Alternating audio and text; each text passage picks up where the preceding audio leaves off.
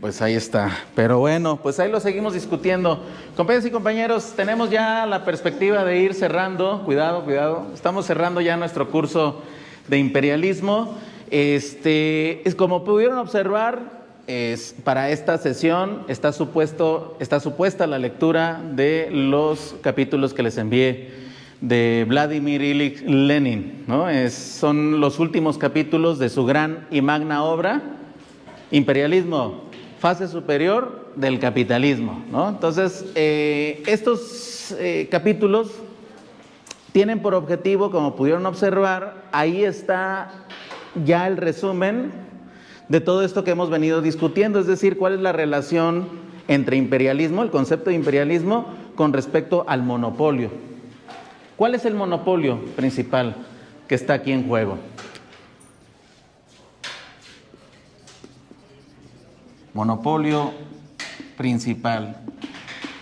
¿Sí se dan cuenta? Es decir, la importancia de esta lectura de Lenin, de estos últimos 3 capítulos, es tener bien clarito lo que nos está exponiendo ya como conclusión Lenin. Está diciendo, hay una nueva fase porque es estructuralmente diferente de la anterior.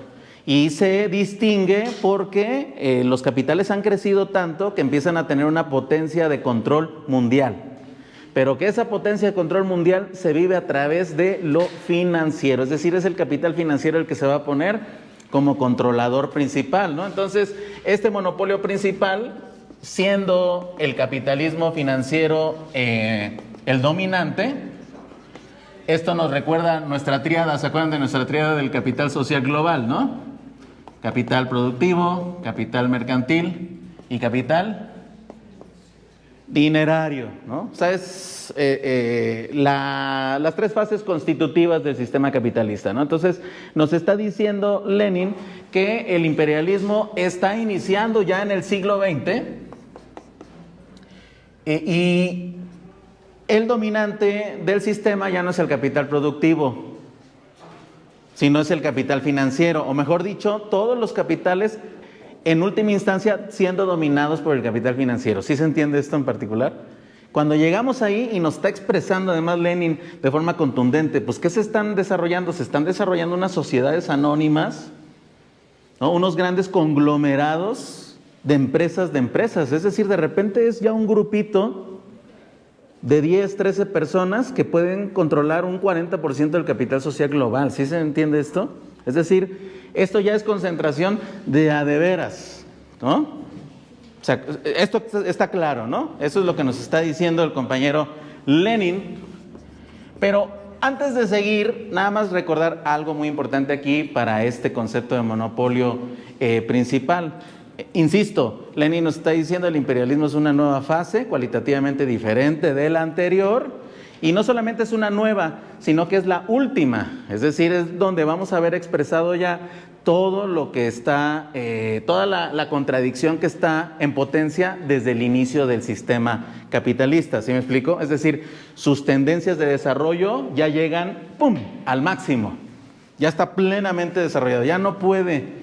Ya genéticamente, por ejemplo, nosotros tenemos cierta altura, ¿no? O sea, depende de la genética de nuestros padres, por ejemplo, ¿no? Vamos a decir que hay variaciones, ¿no? 1,70, 1,73, 1,67, ¿no? Hay variaciones, pero hay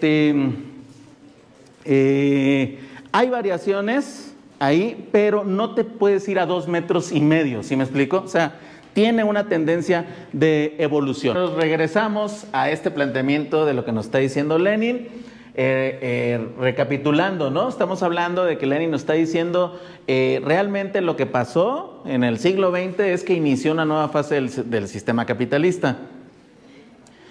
Sí, y es una fase que es poderosa porque es la primera vez que se unifica a nivel del capital financiero. Es decir, ya se vuelve un control fuerte, ¿no? Es decir, una sola empresa puede dominar prácticamente a empresas de forma masiva, pues, ¿no? Entonces, es un sistema de control muy poderoso, ¿no? Y que se puede hacer gracias a lo que se conoce como el patrón monetario, ¿no? Es decir, un supuesto para que esto pueda llevarse a cabo, pues es que que haya una moneda monopolizada para que precisamente un país es quien pueda aprovechar los beneficios del uso monopólico de ese sistema. ¿Sí? Lo voy a decir de otra manera, el imperialismo, a diferencia del capitalismo a secas, es de alguna otra manera la superpotencia, ¿sí?, de controlar el monopolio de hacer monopolio. ¿Sí me explico? No un monopolio más, sino la potencia para hacer monopolios la monopolizo. Es decir, el sistema financiero lo uso para mis actividades de interés privado. ¿Sí me explico? En este caso, para la competencia capitalista.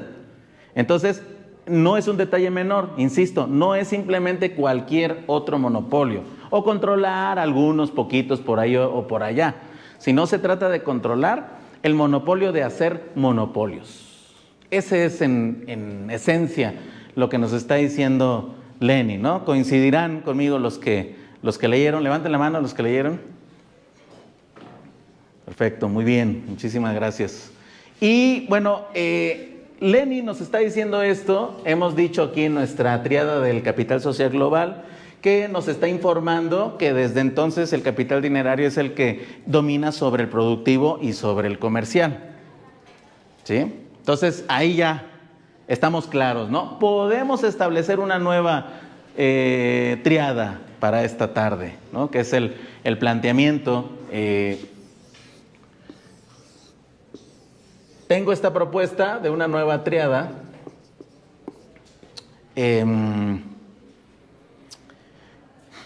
Y tiene que ver con, bueno, ya domina el capital dinerario. Ok, pero ¿eso qué significa?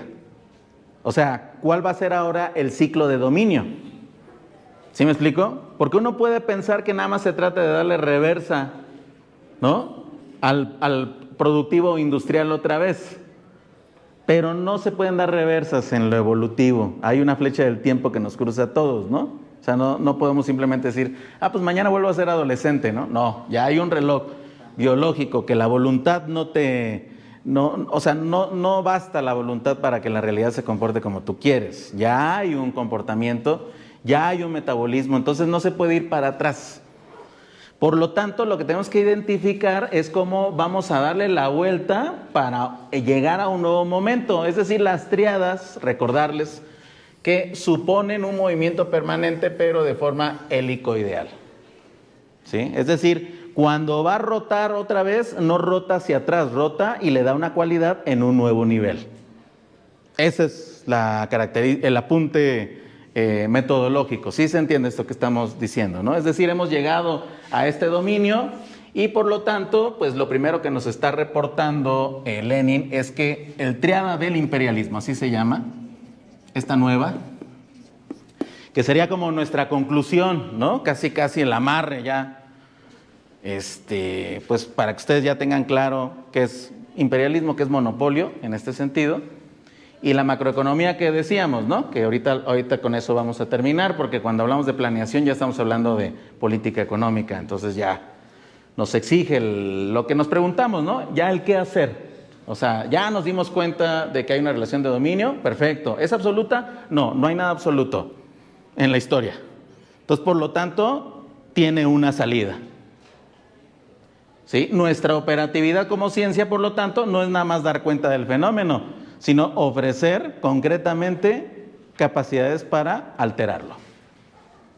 ¿Sí me explico? Esa es la parte ética del conocimiento de esto. Es decir, nos estamos dando cuenta del imperialismo no nomás para decir, bueno, pues chido, ¿no? Ya nos ponemos a ver otra vez el fin de semana Rocky 1, 2, 3, 4, ¿no? Como aceptando, pues, ¿no?, la figura hollywoodense de que Estados Unidos es infinito y poderoso y jovial por siempre, ¿no? Y ahorita, además, déjenme insistir, este curso pues tenemos la fortuna histórica de estar hablando de imperialismo justo en los momentos que el imperialismo que conocíamos se está derrumbando. ¿Sí queda claro lo interesante de este momento? O sea, hace 20 años nadie creería, o sea, yo podría decir que ya estaba en decadencia Estados Unidos y estás loco, ¿no? Es decir, era simplemente imposible pensar que Estados Unidos empezara a tener una crisis. Pero ahora lo estamos viendo con plena claridad, ¿no? Desde el 2008 crisis financiera, ¿no? Toda su actuar permanente es de guerra, ¿no? Permanentemente necesita estar interviniendo. Si no tiene guerra, pues hay que hacer una. Es decir, su mecanismo industrial, porque ojo, aquí en la triada domina el capital dinerario, pero no desaparece el capital productivo y no desaparece el mercantil. Están refuncionalizados, ¿sí me explico? Y esa refuncionalización que hace de la industria el imperialismo financiero, es decir, la primera sería aquí financiero, pero resulta que en el ámbito de lo productivo se presenta el imperialismo siempre como un asunto militar. Es decir, las principales industrias que están conectadas a la fuerza del capital financiero son militares. Y si ese es su rasgo, cualquier empresa que produce algo necesita ¿qué?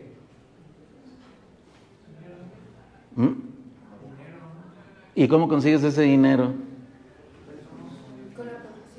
Préstamo para la producción, pero ya cuando tienes ya los productos terminados, ¿qué necesitas hacer? Venderlo. Entonces, ¿cómo vas a vender armamento si no hay guerras?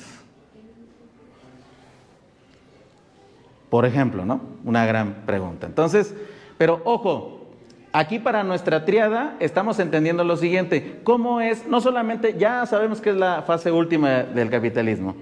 Esa es la ubicación que se le ha dado desde esta teoría. Pero ahora vamos a describir sus tres elementos para que nosotros ya entendamos en tiempo presente dónde se va a expresar esta fuerza. El primer elemento es el financiero, grandes conglomerados empresariales, ¿no? Ahí está, ¿cómo se llama? BlackRock, ¿no? ¿Cómo se llaman las otras? State Street. Ese tipo de grandes conglomerados que son así como unos ballenones de capital, ¿no? Es decir, son grandes conglomerados que dominan la mayoría de los sectores productivos. Entonces, bueno, y dijimos, ya está encendido este mecanismo del monopolio de monopolios. Lo ponemos aquí para que no se olvide, monopolio de hacer monopolios. Y también dijimos, la principal expresión industrial del imperialismo norteamericano pues es militar. ¿Sí? Y esto pues nos explica por qué durante todo el siglo XX podemos identificar las guerras mundiales y todo, pero en realidad nunca ha dejado de existir una guerra abierta por ahí. Es decir, es un funcionamiento permanente, no es accidental, ¿no?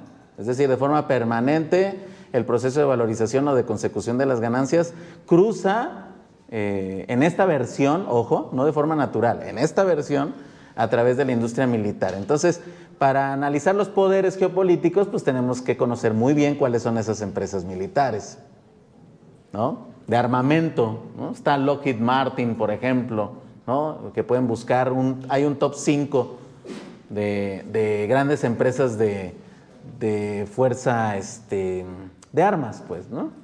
Y además ustedes saben que toda la geopolítica también está fundada en la amenaza permanente de las bombas nucleares y recientemente de los rayos, de los misiles hipersónicos. Entonces, bueno, ahí está, pero duro, ¿no? O sea, Rusia de repente volvió a sacar su industria armamentista y está ahorita produciendo drones por minuto, por segundo, es decir, hay una característica militar de la economía, es lo que quiero enfatizar, ¿de acuerdo? Entonces, por eso, por ejemplo, personajes como Jalife se hicieron muy famosos porque él se sabe toda la historia particular pues, de esas empresas, ¿no? Y te describe, ¿no? Pues es que aquí están vendiendo esto, ¿no? Y de alguna otra manera siempre es como muy gratificante escuchar que alguien sabe qué es lo que está pasando, ¿no? En el sentido de recuperar este tipo de cosas precisamente. Jalife la ve, por ejemplo, nada más por el lado de la geopolítica militar, ¿no?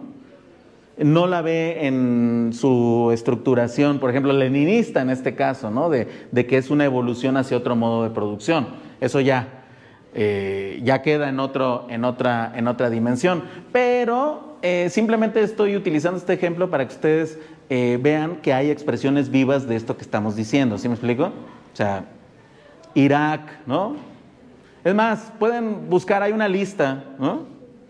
Hay una lista de todas las veces que Estados Unidos ha estado con presencia militar en el mundo, ¿no? Y además ahorita cuántas bases militares tiene Estados Unidos fuera de su territorio en el mundo. O sea, está totalmente militarizado el mercado mundial. O sea, entonces, por lo tanto, cuando hablamos de imperialismo, no podemos dejar de lado recordar que una de sus expresiones es precisamente esto, que su principal sector es una máquina de matar.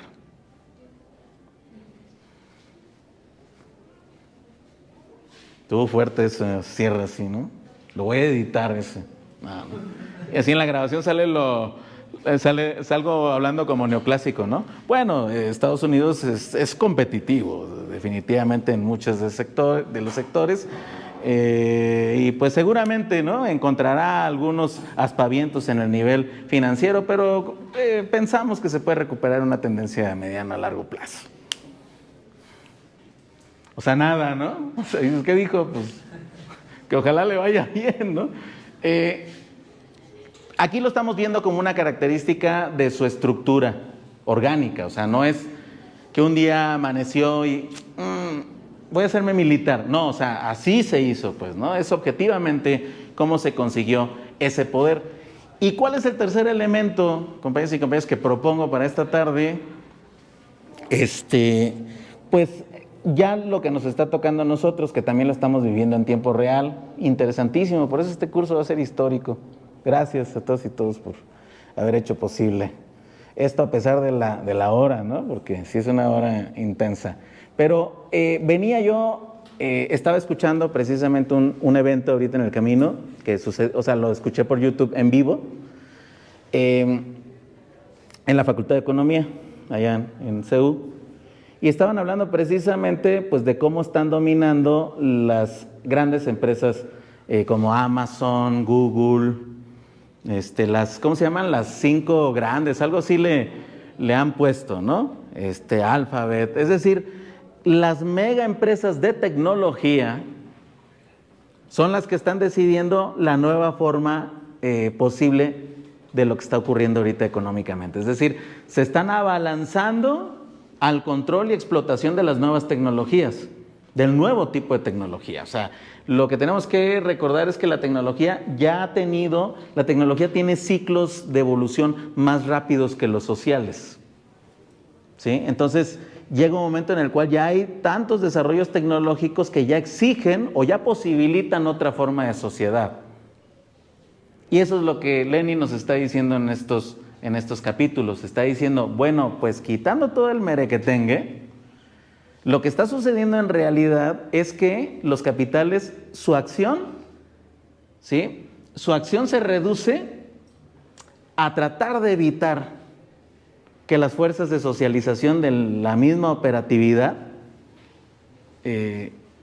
transformen la sociedad. Es decir, sus logros tecnológicos económicos son cada vez más sociales, por lo tanto más difíciles de aprisionar en los títulos de propiedad, ¿sí? Pero lo sigue haciendo de todas maneras. Entonces ahí es donde viene la bronca. Pues por eso ahora nos da miedo. Pues sí, porque imagínense, la nube, ¿quién la controla? Es decir, ya no solamente los usuarios, sino los países somos dependientes, es lo que decía esta conferencia. Cecilia Suárez, algo así, lamento si me equivoco ahí en el nombre, ahí lo voy a poner en la edición, pero es interesante porque dices, bueno, pues es un hecho que ahorita nuestra bronca es quién se queda con nuestros datos. ¿Sí me explico? O sea, ese ya es un conflicto otra vez social, pues, porque pues nosotros permanentemente cada que estamos en la red, estamos dándole datos a Google, por ejemplo, información. ¿Y qué hace con esa información? La procesa.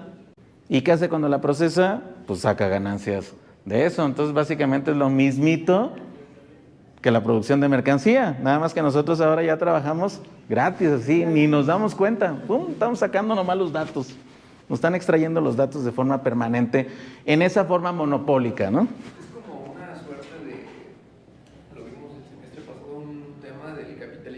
vigilancia, ¿no? Que cómo es que estas redes de los grandes del internet o de la innovación es que ya se venden esta información, ¿no? Para saber cómo monopolizar un mercado, con qué productos, con qué marketing, a quién va dirigido, ¿no? Así es, exactamente. O sea, pero ojo, porque por ejemplo a mí no me gusta mucho el de capitalismo de vigilancia, porque se oye que es una persecución política estricta. Pero en realidad eso que describes, por ejemplo, sería parte del mismo principio de optimización de la ganancia. O sea, quiero construir mercados perfectos, pues, ¿no? ¿Y cuál es el mercado perfecto para un poder monopólico? Pues uno que sea cautivo, ¿no? Con baja elasticidad, ¿no? Entonces, se usan los datos para eso, ¿no?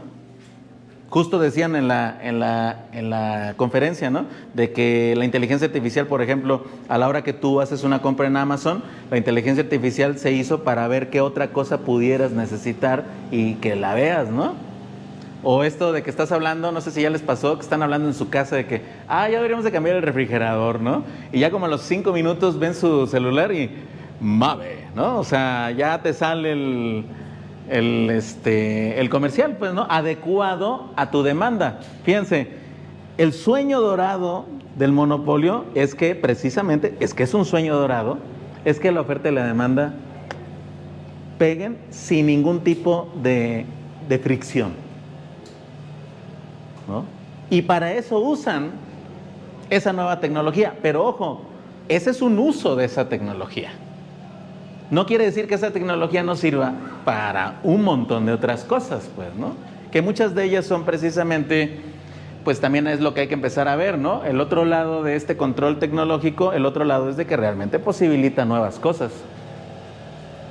O sea, nos lleva a otro momento de fuerzas productivas y por lo tanto hay la posibilidad de otro tipo de relaciones sociales de producción.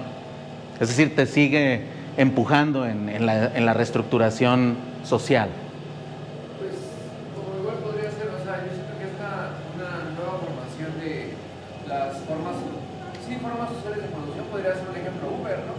Porque, o sea, si bien antes el capital ponía pues la maquinaria y todo, ahorita ya el trabajador es el que lo pone. O sea, yo siento que es como una reforma de la estructura de la forma de producción actual. Pues es interesante, ¿no? Uber, pues exactamente, ¿no? ¿Qué es lo que hace? Que de repente tú ya quedas, aparentemente, tú ya no serías obrero, porque tú estarías utilizando tus propios medios de producción. Pero a la hora que prendes el celular y que te conectas a su sistema,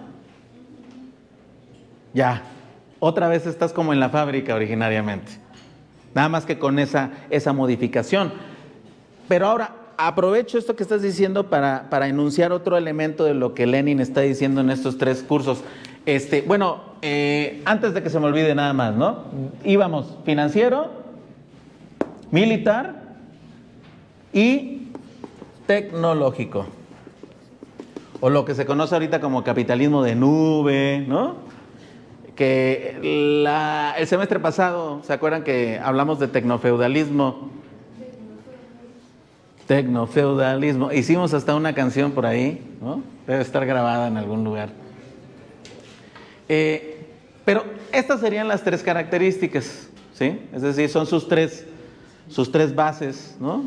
Sus 3 principales esferas, ¿no? de operación. Y hay aquí, ahora sí, voy a esta respuesta en particular. En lo tecnológico, recordarán en el texto lo que dice Lenin, dice, hay una bronca aquí. Porque cuando hay un monopolio, ese monopolio tiende a tratar de ocultar las innovaciones tecnológicas. ¿Se acuerdan de eso que dice? ¿Por qué? Pues porque si yo de repente produzco petróleo, de repente ya hay una nueva tecnología que ya con el solecito listo, ya no necesito petróleo más, pues entonces hay un gran interés porque eso no sea así, sobre todo de parte de los monopolios que están basados en el petróleo, ¿sí me explico? Entonces, es una contradicción muy interesante porque un monopolio sería la expresión máxima de la racionalidad capitalista, donde se supone que son permanentemente innovadores, pero en el nivel monopólico se vuelven al contrario. se vuelven retrógradas con respecto a los desarrollos tecnológicos. ¿Sí me explico?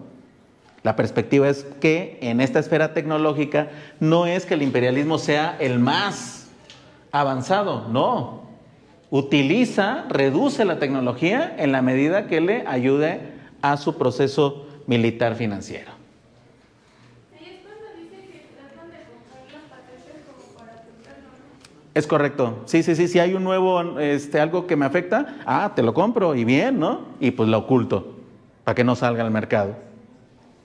Pero ¿sería reducir la tecnología o monopolizar la tecnología? Monopolizar. Cuando dije reducir, quiere decir que la tecnología tiene ampliación universal y reducirla a creer o a confundir que esa universal es una de tantas variantes. ¿Sí? O sea, ese es el punto. O sea, no nos vamos a hacer antitecnólogos, ¿no? O sea, no vamos a renunciar a traer el celular ya, ¿no? Al menos en el corto plazo, ¿no? Miren, aproveché para checar un mensaje, ¿no? O sea, ya tenemos otra dinámica que está produciéndose con la misma tecnología, ¿sí o no? Bueno, sin el celular no sería posible lo del Uber, por ejemplo, ¿no? Dicho sea de paso, porque los Uber, ¿con qué trabajan? Entonces están utilizando toda la red ya instalada para hacer nuevo valor. ¿Sí? Ojo, o sea, nada de esto quiere decir que el capital no esté produciendo cambios estructurales de forma consciente. Ojo con eso. Nada más que ahí es donde viene el detalle. Se acordarán que ahí Lenin está criticando a quién. ¿Cuál es el principal personaje que le cae mal a Lenin? Kautsky, el renegado Kautsky, ¿no? ¿Por qué? Pues le dice, pues porque te equivocas, maestro. ¿Tú crees que el imperialismo no es todo esto, sino nada más una política de un gobierno, de un Estado?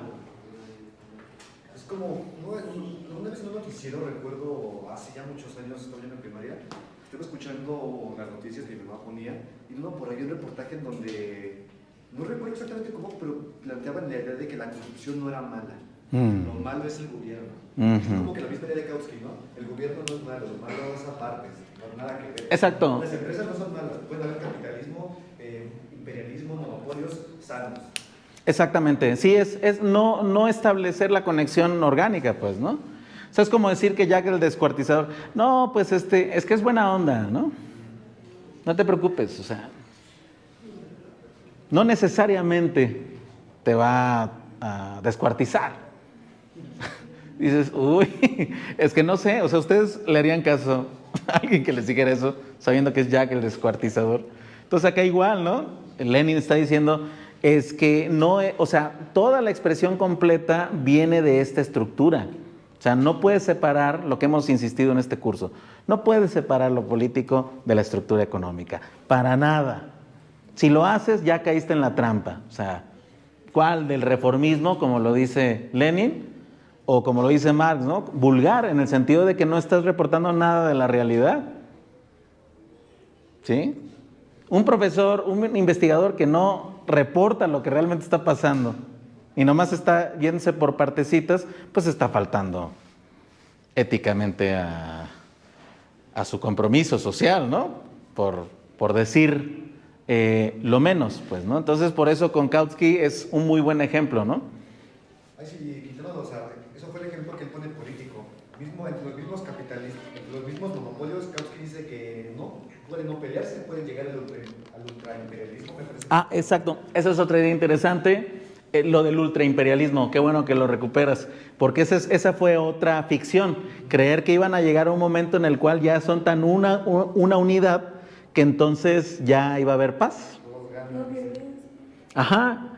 Pero dice ahí, y esto es lo más interesante desde mi punto de vista de Lenin, de su genio para interpretar todo esto, es que dice, no, es que es un equilibrio, o sea, él no lo dijo así, yo lo estoy diciendo ahora, es un equilibrio disipativo, en el sentido de que no es que vayan a llegar hacia la paz, es de que su equilibrio particular es precisamente la guerra. Ese es el detalle, así, lo genial, pues, ¿no?, de este resumen de lo que es el imperialismo por parte de Lenin. Y que por lo tanto no es que en algún momento se va a disolver por su misma lógica, sino que su búsqueda es establecer la permanencia de estos tres elementos. Por eso ahorita todavía seguimos viendo expresiones, ahora el intento del dominio a través de lo tecnológico, ¿no?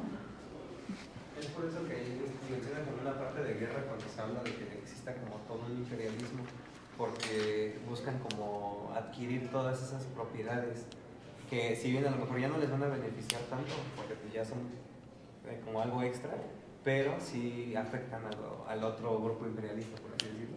Exactamente, es que ya eso funda la geopolítica mezclada con geoeconomía.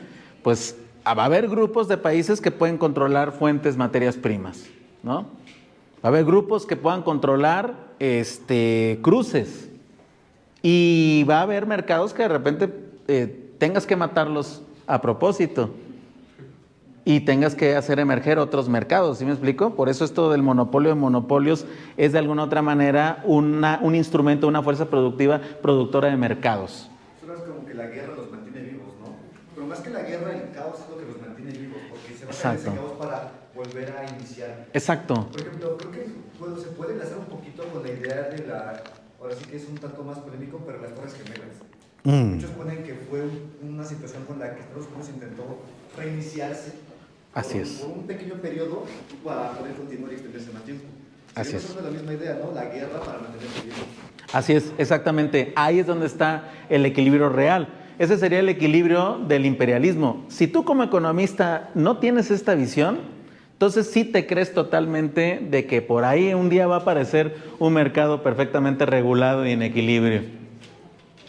Pero pues obviamente que es un idealismo total, ¿no? Y precisamente es que viven de eso. Lo que está describiendo ahí también es muy interesante. Recuerden, en ese momento apenas se está expandiendo y está distinguiendo Lenin entre que no es lo mismo cuando todavía hay espacio y todos se expanden, que cuando ya se expandieron y ya se repartieron y ahora van a pasar a una segunda repartición, por lo tanto ya es despojar a alguien más de su poder monopólico. Ya es otro momento, ¿sí me explico? Sí, porque creo que ahí en la lectura menciona que el problema era de que muchas veces ahorita ya estando repartido el territorio entre potencias que eran como que más viejas, ahorita ya cuando hay potencias nuevas, entonces ya no tienen territorio, entonces llegan a este momento en lo que hay guerra para poder apropiarse de esos terrenos. Exactamente, o sea, hay una alternancia permanente de la estructura geopolítica, es decir, el hecho de que haya transitado de Europa a Estados Unidos, por ejemplo, el país hegemónico, no alteró la estructura geoeconómica, más bien es resultado de esa tendencia estructural, efectivamente. ¿Sí vamos hasta aquí, compañeras y compañeros? Ya clarito ahora sí, ¿no? Ni el agua, ya está clarito lo que significa el imperialismo en este contexto. Decíamos, reitero, lo importante es estos dos elementos que aquí ya se dijeron. Tecnológico es retrógrada, porque no va a permitir ninguna aplicación tecnológica que ponga en entredicho su poder sobre la sociedad. Y es retrógrada en este sentido. Aún dentro del discurso de la tecnología y los avances, no van a liberar cosas que realmente ya deberíamos de tener como derechos. Por ejemplo, el Internet, ¿cuántos años no le hemos estado pagando a Carlos Slim sus módems con problemas de conexión, ¿no? Y ahorita, por ejemplo, ya existe la capacidad instalada de la Comisión Federal de Electricidad para que todo mundo tuviéramos Internet gratis. ¿Qué es lo que detiene? Pues el poder monopólico. Eso es retrógrada tecnológicamente, es decir, ya tendríamos que haber liberado todo eso, los 400, 500 pesos mensuales, tendrían que estar liberados para redirigirlos a otra cosa. ¿Por qué? Porque ya trabajamos todos de conjunto. Esta es la visión antiimperialista, porque, ojo, se acordarán que también dice ahí Lenin, recordando el sistema colonial, sus guerras coloniales ni siquiera ellos las pelearon, los propios indígenas. Es decir, así como el sistema de encomienda que nos describía Wallerstein, fue un sistema de militarización. Entonces, imagínense, o sea, está fuerte, pues, ¿no? El influjo de la violencia histórica, pues, no es un detalle menor. Por eso estos conceptos siguen teniendo mala fama. Ustedes lo van a experimentar. O sea, si yo de repente digo imperialismo, ahorita ya menos, insisto, por los Estados Unidos, porque ya como está claro que está amenazando a todos de forma irracional, pues dices, pues ya, ¿no? Ahora sí está más clarito. Pero todavía si dices por ahí imperialismo, es como que si alguien pudiera decir, quizás estás exagerando, ¿no? Bueno, es una potencia, ¿no? Entonces ya no dices es un país imperial, es una potencia económica, ¿no? O sea, como que medio la lavas, pues, ¿no? O sea, la cubres. O sea, es como decir, es un asesino. No, es un dispensador de la vida ajena, ¿no? Y dices, ¿qué es eso, no? O sea, es un asesino, pues, ¿no? Entonces, las palabras lo pueden ahí ocultar. Pero ahora, cuando ustedes utilicen el concepto de imperialismo, pues obviamente que saben que tiene toda una fundamentación lógica e histórica. No es un adjetivo, es una categoría científica. ¿Sí? Una duda, profe. Con la caída del imperialismo estadounidense y el ascenso económico de China, con todo ese poder económico que puede conseguir China, ¿no podríamos ir hacia un imperialismo chino ahora? Pues esa es una buena pregunta. Es una buena pregunta, es una pregunta justa, ¿no? En el sentido de, bueno, y ahora ya vimos cómo transitó, sobre todo de Inglaterra a Estados Unidos, podría transitar entonces de Estados Unidos a China, pero ahí es donde viene, digamos que el salto cualitativo, es decir, este punto helicoidal, o sea, porque lo que ha llevado a que Estados Unidos no pueda rebatir el poder a China no es que le ganó en su cancha. O sea, sí le ganó en su cancha también, pero no se convirtió en un Estados Unidos. Tiene una estructura de propiedad distinta. Allá lo que domina es la propiedad estatal, por ejemplo, sobre la propiedad corporativa. Y es una estructura cualitativamente diferente. O sea, es un gen diferente. Por lo tanto, China no necesariamente buscaría lo mismo que Estados Unidos. Ese es el punto de partida, ¿sí me explicó? Y ahí les va un detalle con el que contestaría yo en este momento para incluso ir un poquito más allá. Creer que China quiere el lugar de Estados Unidos es estar totalmente ideologizado con la visión de la modernidad capitalista, que solamente la única opción civilizatoria es convertirse en imperio. ¿Sí me explico? Ahora, ¿cómo sabemos que no? Pues aquí es donde está la historia. ¿Cómo logró Estados Unidos ser Estados Unidos? Con este monopolio, es decir, el dólar como única moneda. ¿China está planteando una única moneda, su moneda para todos? Al contrario, que cada quien use su moneda. Pero en ese caso, ¿cómo se quitaría, dentro de la lectura, cómo se quitaría la división de los países deudores y los que tienen el poder? Excelente pregunta. Sí, ese es el otro elemento importante de esta lectura. Si lo vieron, ya no es importante la relación, como dice primero, en el mercado, ¿no? Entre el comprador y el vendedor, sino ahora es entre el deudor y el acreedor.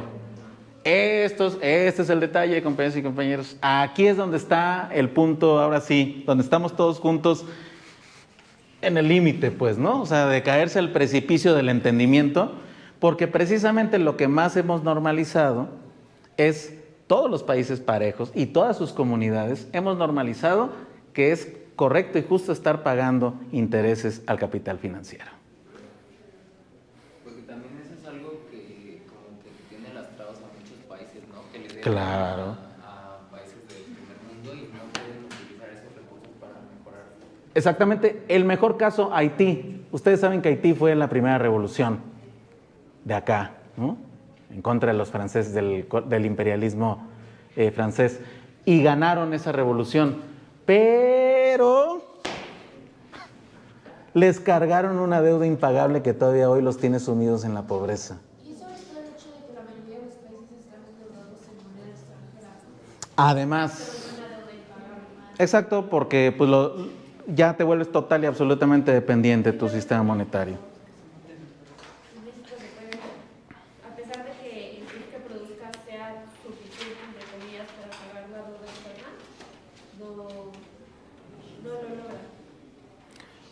Sí, tenemos una dependencia estructural del dólar, ese es el punto.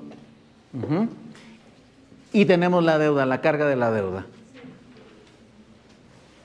Una vez estaba leyendo un libro, no me acuerdo, creo que precisamente era esto, no me acuerdo cuál libro era, pero le preguntaron a varios maestros que qué pasaba si México quería pagar todas sus deudas y todos me dijeron que no iban a dejar que pagaran porque pues eso los pondría en desventaja, porque no tendrían por así decirlo cierto control sobre el país, entonces supongo que tiene que ver, pues es relacionado porque si lo tienes en deuda extrema, entonces pues sí puedes poner como que ciertos frenos. Sí, bueno, es que ya viene ahora también, es que, por ejemplo, ahí es donde tenemos que hacer esto que distinguíamos. No es lo mismo comprador-vendedor, ¿se acuerdan que decíamos? Que deudor-acreedor. ¿Cuál es el problema? En la primera versión es un asunto mercantil productivo, ¿sí? O sea, es un ciclo productivo. Y el problema en el deudor-acreedor es que viene el asunto del interés compuesto. Es decir, la deuda acelera la incapacidad de pago. No sé si me explico. O sea, en términos de herencia, el dominio de los países acreedores. Exactamente, que hace falta una deuda originaria que jamás vas a poder pagar, pero que además también genera, no es así como un monto, quiero decir, como si fuera un stock, es un flujo. Y en términos de deuda, lo que va a empezar a ser importante, sí, el stock, por supuesto, pero sobre todo la velocidad de su movimiento. Es decir, también hay que decirlo, a pesar de que los países están endeudados, de todas maneras, China lo que demuestra, que es lo interesante, es que aún así hay una posibilidad de administración de ese problema. Pero la administración de ese problema en este caso, o administración o solución, podría ser la desdolarización. Porque Bueno, contemplando una desdolarización a nivel global, significaría que esas deudas ya no son imposibles de pagar, ¿no? exactamente, bueno, porque entonces, si yo no tengo el monopolio de la deuda, o sea, mejor dicho, ¿qué significa que yo tenga el monopolio de la deuda? Que mis decisiones de política monetaria que toman los Estados Unidos le impactan a todo el mundo. Entonces, pues es como si todos estamos anclados del internet del vecino, pues si el vecino le apaga, ¿qué pasa?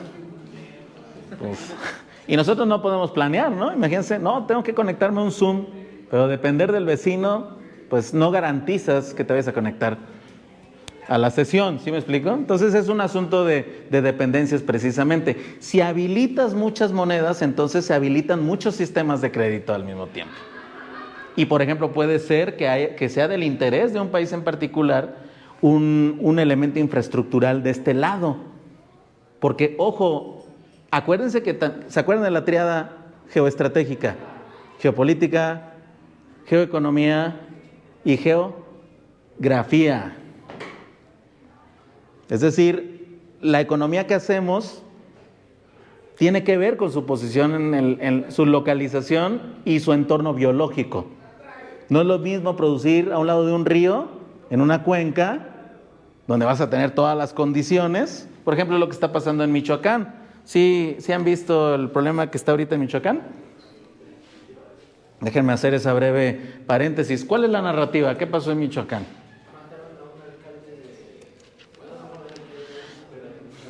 Estaba en su guerra contra el narco propia que dijo que si el país no iba a hacer nada, que si la presidenta no le iba a ayudar, que no lo iba a hacer. Exacto, ¿no? El valeroso, por ejemplo, ¿no? En el sentido de ir contra el narco.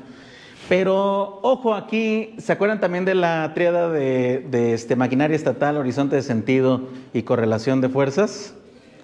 No es lo mismo pensar en el narcotráfico bajo la caricatura estilo Netflix, ¿no? Que es así el que trae el sombrero, ¿no? Y que está así trabado, ¿no? Y no entender que lo que está pasando en Michoacán y que no se dice, se los digo aquí en exclusiva, y además es histórico porque ya tiene rato, ¿se acuerdan de? Fíjense, vamos a poner aquí un mapita. No, salió muy mal ahora.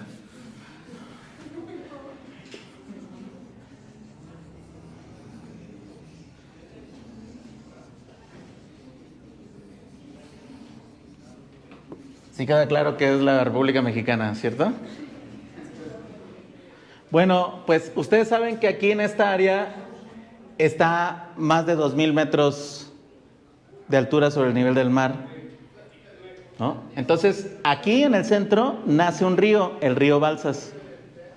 Y el río Balsas no baja así, sino va bajando así, ¿no? Más o menos así, o sea, desde Puebla, Morelos, Guerrero, hasta Michoacán. Ahí sale en el puerto Lázaro Cárdenas. ¿Sí me explico? Entonces, ¿qué quiere decir una cuenca? Es esta área, una cuenca, es una estructura biológica, toda una estructura de biodiversidad, de tal manera que es un mismo entorno. ¿Qué quiere decir? Si tú haces algo en Oaxaca, te afecta hasta Michoacán, ¿sí me explico? Porque es el mismo ecosistema. Como también es un río, pues si en las partes superiores se quedan con el río, pues entonces ya no llega agua acá. ¿Sí? Es decir, hay una correlación geoeconómica, geográfica ahí. Y no es un detalle menor, viene bajando el río y en esta zona de Michoacán, que le llega toda esa cuenca, es el primer productor mundial de aguacate. El 80% del mercado de aguacate mundial, todo es de Michoacán. Entonces, lo que quiero destacar es que es un sector transnacional. 1,800 toneladas al año salen, ¿no? Y de repente dices, ¿y quién se queda con todo eso? Tienes el lugar más proclive, porque además no nada más aguacate, también Michoacán número 1 en fresas, número 1 en berries, ¿sí? Tiene por ahí también producción de lenteja, o sea, es una zona súper rica también por el asunto volcánico. Entonces, sus elementos geográficos es verdaderamente una zona de abundancia. ¿Y por qué hay tanta pobreza? Es la pregunta.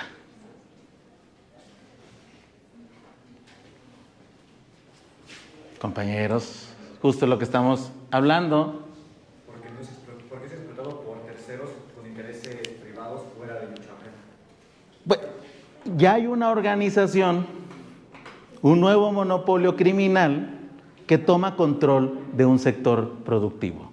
De hecho, lo que estaban diciendo nosotros, en una entrevista donde decían que no solo en Michoacán, sí es un ejemplo muy grande, pero en Zacatecas también la producción también se desvía por los derechos de piso, pero también porque hay, o sea, las mismas personas que encuentran esa producción hacen tratos con otros tipos de sectores privados que también jalan todo eso, entonces no todos se enfocan como Es que se diversifica, o sea, es todo un modus operandi. Es que ya ni siquiera es como de que una sola organización, más bien ya son cárteles. Exacto. Es lo que habla precisamente de la lectura en la que ya se empiezan pues sí, como a unir para llegar a un punto en el común que sería en este caso la explotación de la mano de obra y de la tierra. Es correcto. Es correcto. Ese es el punto. O sea, con la lectura queda claro. Eso es lo que se tiene que entender. No es un cártel en el sentido del dispositivo mediático, ¿no? De los tal, ¿no? ¿Cómo se llaman y tal, y el nombre y la agrupación? Sino de que es un cártel en sentido económico. Y solamente hasta que entendemos eso, es que entonces podemos entender por qué se necesita desarrollar la zona. Porque si la zona no está desarrollada en infraestructura y en general en metabolismo de eficiencia productiva de esta cuenca, va a ser susceptible de la sustitución criminal de la actividad económica. Entonces, por lo tanto, no es de que los vayas a buscar y que están todos escondidos ahí en una mazmorra, ¿no? Así que están hacia abajo de una piedra, ¡hay un narco! ¿No? No, es la estructura económica, porque, ojo, ¿por qué es tan importante estratégicamente ahí? Pues porque está el puerto Lázaro Cárdenas, que es la principal salida al Pacífico. Entonces, ¿qué quiere decir? De que si tú puedes dominar un puerto, tú puedes intervenirlo y puedes empezar a reportar muchas más cosas de exportación que las que son. Y ese es uno de los principales mecanismos por el lado del capital mercantil para lavar dinero. Pero además esto no sería posible si también los bancos, ya tenemos casos históricos y así funciona el sistema bancario, cuando estás en las Islas Caimán, cuando estás en los paraísos fiscales y en sus procesos de supuesta vigilancia internos, no preguntan de dónde viene el dinero. Por lo tanto, los grandes bancos en Estados Unidos saben muy bien que son los grandes lavadores del narcotráfico mundial. Entonces, no nos hagamos, pues. Eso es lo que menos nos ayuda, porque entonces no estaríamos entendiendo el problema. Insisto, no es un problema de seguridad. Deriva de ahí, o sea, muchas cosas. Pero el problema es de subdesarrollo económico.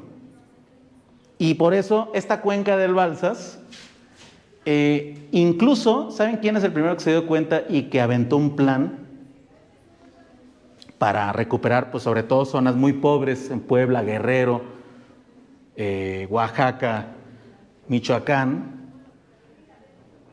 El general Lázaro Cárdenas del Río.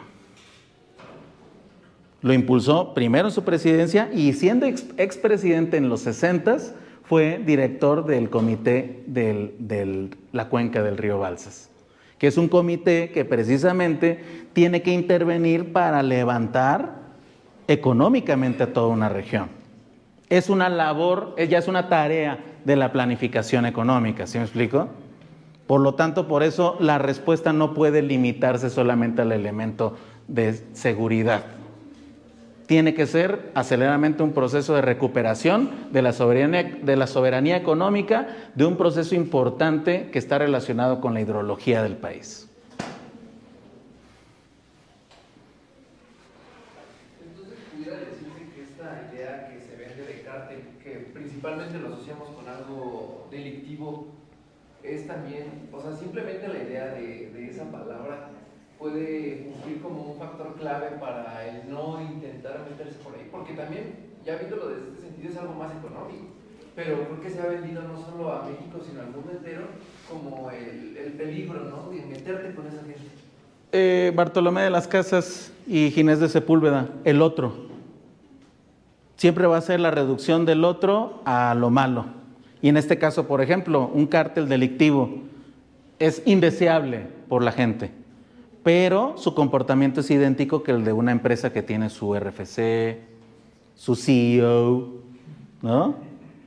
Y que incluso hasta hace TikToks, ¿no? Aquí levantándome, me subo, voy a ir a mi baño que está aquí en la siguiente, en la siguiente isla, voy a ir en mi helicóptero. Y dices, órale, ¿no? Y ya me voy a subir a mi carro, a mi Ferrari. Bueno, pues todo eso es actividad delictiva, desde ese punto de vista, ¿no? ¿Por qué? Porque actúan de igual manera. Es decir, su ética es la de la extracción permanente de riqueza de los demás. Entonces también eso ya sería un problema de estructura, ¿no? Porque tanto estructura de social, económica y política, porque no creo que también los políticos pasados de ahorita no tengan el conocimiento que ese tipo de organizaciones que se venden como cártel, pero que termina siendo una organización como una empresa, pues no estén operando ahí. Pues es que ahí es donde viene el asunto de la correlación de fuerzas. Porque el problema de la guerra de Calderón fue precisamente, no es que quisiera eliminar a los carteles, ¿no? Sino que el problema era cómo permitir que un grupo pudiera monopolizar toda esa actividad. Y eso es lo que generó que creciera muy fuerte, a tal grado que está Michoacán pues profundamente penetrado, así como Sinaloa.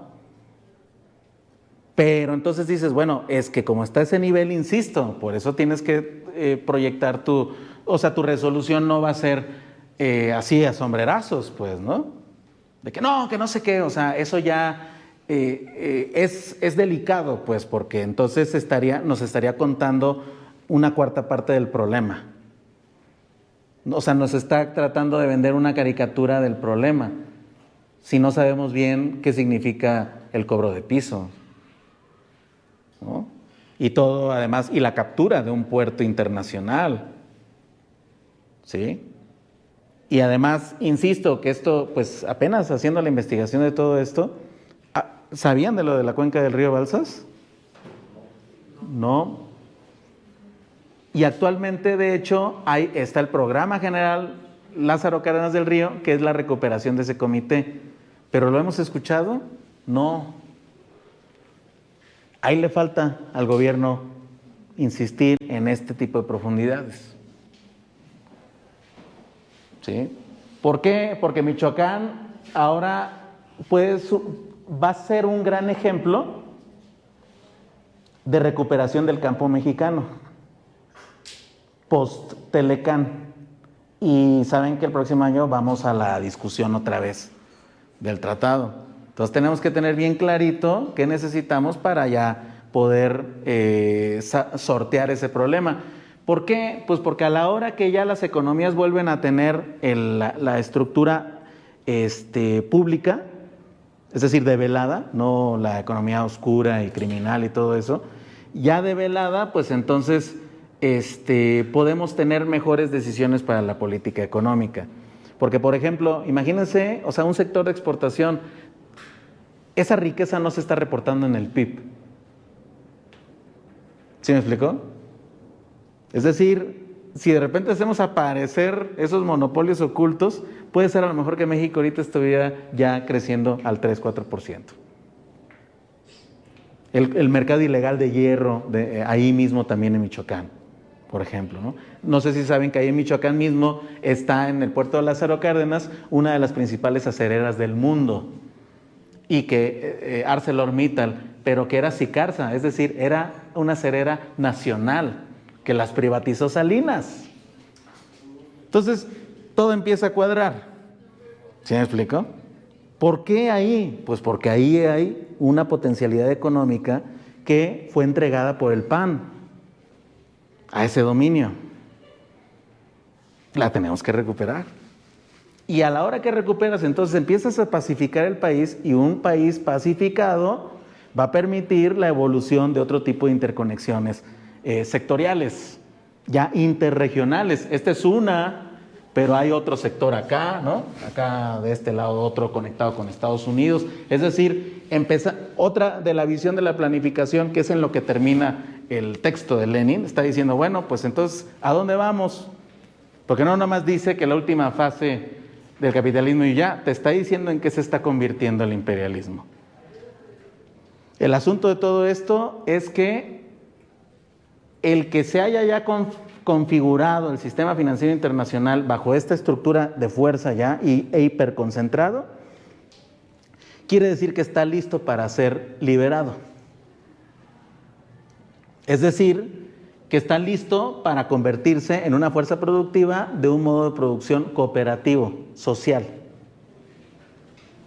Ese es el mensaje más profundo de Lenin aquí, ¿no? O sea, no es nada más así de que no, es que cada vez es más violento y no sé qué, o sea, sí. Pero el problema es de que la violencia surge de que las fuerzas productivas alcanzadas ya nos dan para un tipo de sociedad, pero en esa sociedad pierden esas clases dirigentes y por lo tanto están de forma retrógrada, evitando el salto hacia otro modo productivo. Ese es el punto de Lenin, compañeros y compañeros. ¿Cómo ven? ¿Tienen alguna pregunta? Está clarito, ¿no? Está tranquilo. Bueno, no, ni tan tranquilo. Pero bueno, me refiero que ya tiene más sentido todo lo que estamos viviendo. Por eso los BRICS y la desdolarización es crucial para todo esto. Por eso China está con la ruta y la franja de la seda, porque pues sabe que necesita recuperar los caminos que no controlen los Estados Unidos, porque sabe que le puede bloquear en cualquier momento. Y también la superación tecnológica, que China ha estado haciéndolo también de forma muy acelerada, ¿no? Entonces, con esta triada de imperialismo estamos terminando ya, ¿no? Digamos que al concepto del curso, ¿de acuerdo? De todas maneras, pues ya ahí nos vamos poniendo de acuerdo. Nada más falta una, que es la que les debo. Quiero leer a Che Guevara con ustedes, porque insisto, esto está visto desde una perspectiva también. Pero ahora los procesos de liberación tienen que traer mucho contenido de sus experiencias regionales específicas para que chequen más con el tipo de problemas que tenemos nosotros, ¿sí me explico? Entonces, por eso vamos a hacer una visita al pensamiento económico de Ernesto Che Guevara. Seguimos, compañeras y compañeros. Muchas gracias.